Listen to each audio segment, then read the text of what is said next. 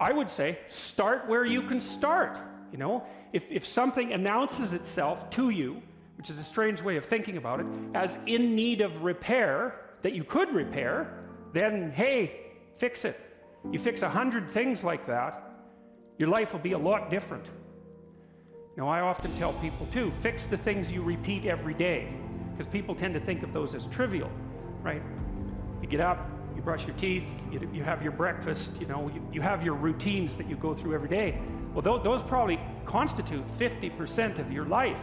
And people think, well, they're mundane, I don't need to pay attention to them. It's like, no, that's exactly wrong. The things you do every day, those are the most important things you do. Hands down. All you have to do is do the arithmetic. You figure it out right away.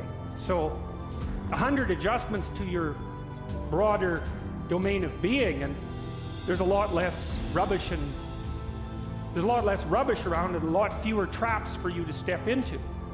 And so that's in keeping with Jung's idea about erasing once you've got your mind and your emotions together, and once you're acting that out, then you can extend what you're willing to consider yourself and start fixing up the things that are part of your broader extent. Now, sometimes you don't know how to do that. So you might say, imagine you're walking down Bloor Street and there's this guy who's like alcoholic and schizophrenic and has been on the streets for 10 years. He sort of stumbled towards you and, you know, incoherently mutters something. That's a problem. And it would be good if you could fix it, but you haven't got a clue about how to fix that.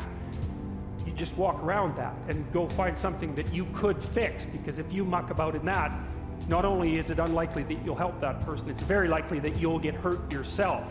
So, you know, just because while you're experiencing things announce themselves as in need of repair, doesn't mean that it's you right then and there that should repair them. You have to have some humility. You know, you don't walk up to a helicopter that isn't working and just start tinkering away with it. You have to stay within your domain of competence. But most of the time, if people look at their lives, you know, it's a very interesting thing to do. I like the idea of the room, because you can do that at the drop of a hat. You know, go back to where you live and sit down and think, okay, I'm going to make this place better for half an hour. What should I do?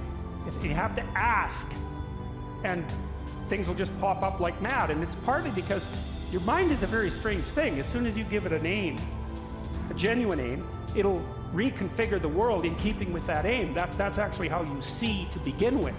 And so if you set it a task, especially, you have to be genuine about it, which is why you have to bring your thoughts and emotions together, and then you have to get them in your body so you're acting consistently. You have to be genuine about the aim, but once you aim, the world will reconfigure itself around that aim, which is very strange.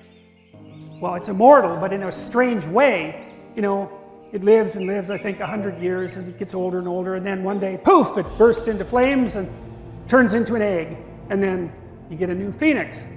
So that's a symbol of transformation. It's a symbol of transformation. The bird is a spirit or psyche. And so here's what it means, in part. You know how when you learn a lesson in your life that's not very pleasant?